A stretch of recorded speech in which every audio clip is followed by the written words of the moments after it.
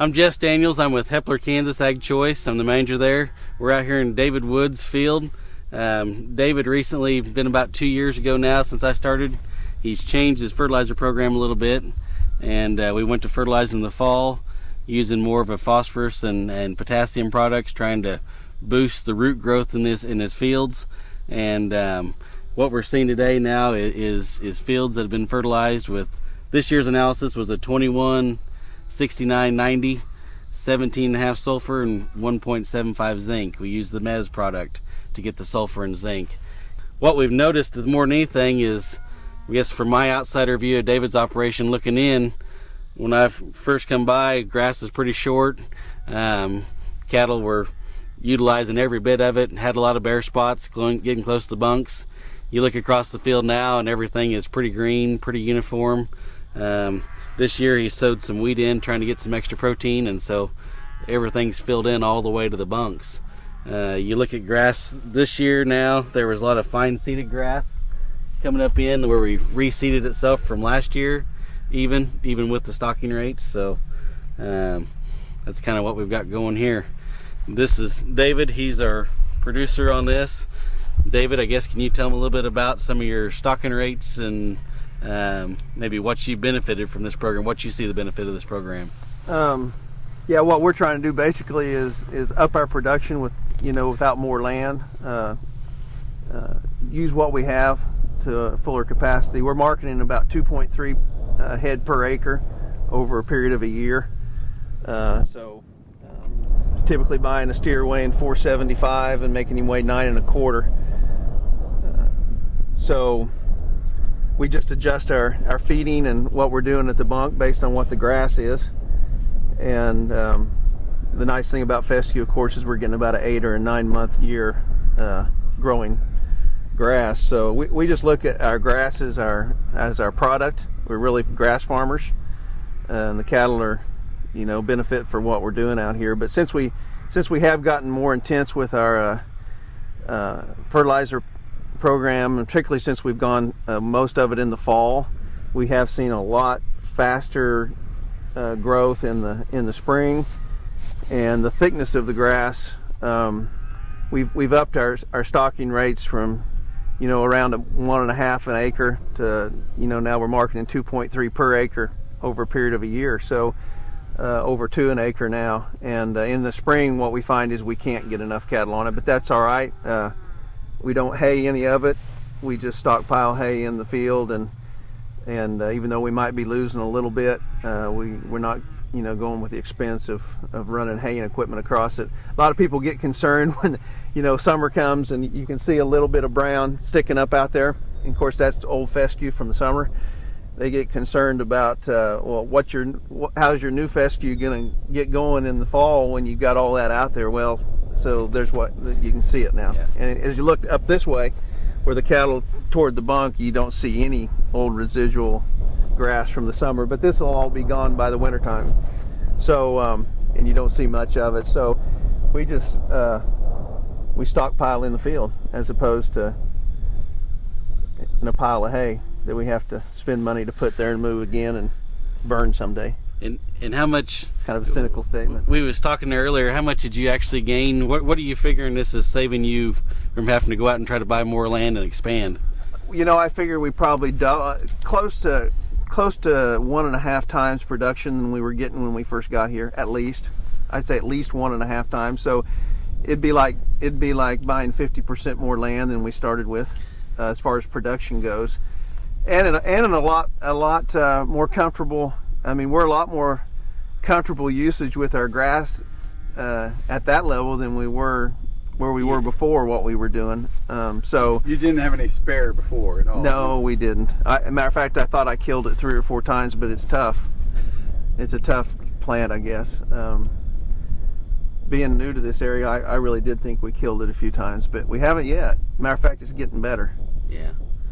You keep the plant healthy, it's very resilient. I mean, it's gonna come back year after year, and like David said, we see this grass popping up greener quicker than anybody else's. I get guys driving in. This is right on highway frontage, a lot of this ranch, so guys drive into work and they'll say, what the heck's he doing? How come his grass is green? There's no other green grass anywhere. And we were seeing that even when the drought started. His grass was greener longer than most, even just because it had the plant health and the root structure to go down and find some water. Some of that is that we get our grass eaten off pretty good. You know, you drive by a lot of fescue and you see clumps. My goal is to have no clumps, and it's a real fine line to get enough cattle.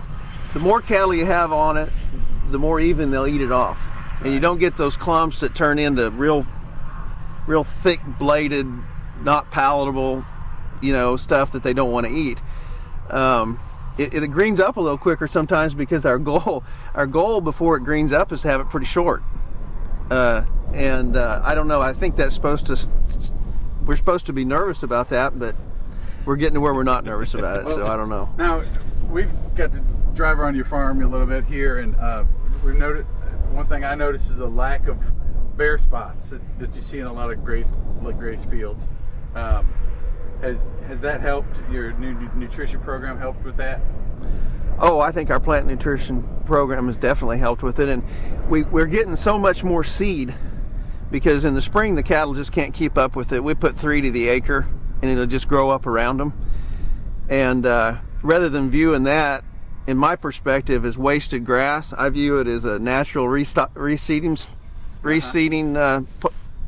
plan, and I also see that we're stockpiling grass, which for me means less hay through the winter. So it doesn't bother me, I guess, when we get that spurt late spring, early summer, where you just can't put enough cattle out there because I don't think it's wasted. And so a lot of that reseeding takes place because we get a lot of seed, and I think that helps with the bare spots. Now this year, because it just didn't rain during the summer, I guess your cattle caught up with the grass? You know, we had so much growth in the spring that I think if we'd had normal moisture, when you look at what we've done here, and Jess, we've really done this for going on 3 years, and we've had 2 drought years. Yeah, we've hit droughts both years, and we had so much we had so much grass in some of these pastures at 2 and 3 to the acre that we never ran out of grass through the summer because there was so much excess grass in the fields, even at 2 to 3 to the acre, that we just stockpiled it, and we really never ran out of grass. I think when we get a normal year and we get normal rain, I wouldn't be surprised if you come back in 3 years and we're running 3 to the acre. Wow. Because we've had no June, July, August growth. Yeah. And we had no growth this year until September. So if we get into a year where we really get some moisture, our normal moisture, in a normal way, no, we didn't. We really. Oh, there were some pastures, but for the most part, no, we didn't run out of grass this summer. I thought June the 10th, there's no way in the world we'd ever get rid of it, and then it did stop raining, but we didn't. If it had rained, I think it'd still be halfway to your knee in a lot of these pastures. I can remember driving by August 10th along this just same field we're in and looking out across here, and there'd be steers in here, look like they was 700-pound steers or bigger, and laying down in the grass, and you still couldn't see their backs hardly over the tops of the fescue stems there. And if you was to walk out in it, it would have been dry and brittle, but I think you would have tripped yourself up trying to walk through it. It was still that thick in places in there. Well, apparently they ate it. It's gone. Yeah.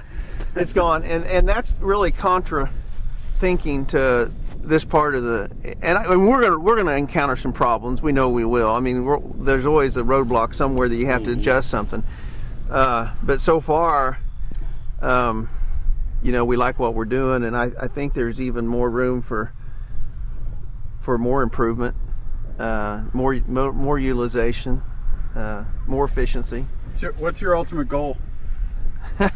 Make money. I'm trying to figure out how to do that. I like that. No, I've always loved grass. I don't care if it's in my yard or in my pasture. And so there's a lot of just personal satisfaction because I really like it. I'd like to get my grass thick enough that ultimately we spray very little for weeds. We fight outside pressure very little.